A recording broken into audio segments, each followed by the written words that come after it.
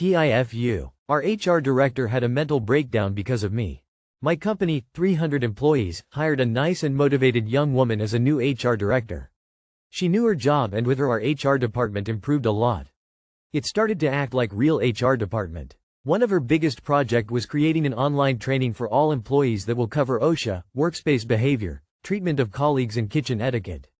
Believe me, it were really important matters in the office. Her training was amazing, really. They filmed great videos, created a great presentation and put it together. The total time of training was around 1.5 hour. 10 trainings for 3-4 minutes with a small quiz after every. However, when HR sent everyone a link for a training, I discovered that if you leave your cursor on the video, then press right alt and right arrow, you can skip the video. And the quiz. It took me 3 minutes to skip all the training and finish it with 100% completion. I told my office crush about it just in secret. She tells everyone. The whole office completed a training in 2 hours after link was shared. The new HR director was informed about it and someone mocked her for wasting her time and she had a breakdown. She started crying like she can't breathe, she couldn't stop. Office managers called her an ambulance. And I feel very disappointed. She is a nice lady who knew her job. And I wish I didn't tell about it to no one. TLDR.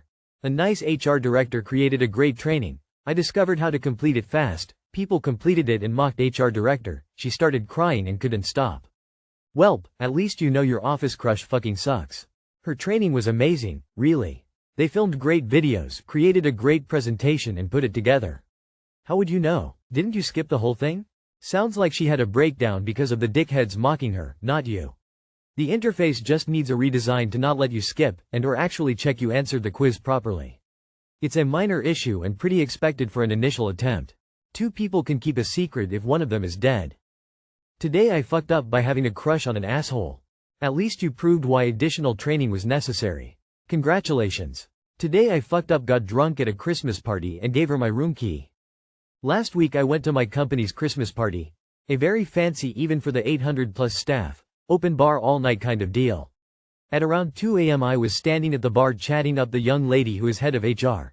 She mentioned she needed to get a taxi to go home at some point and I, who was already well on my way, slipped her my spare room key and gave her my room number and said my bed is big enough, and I walked away.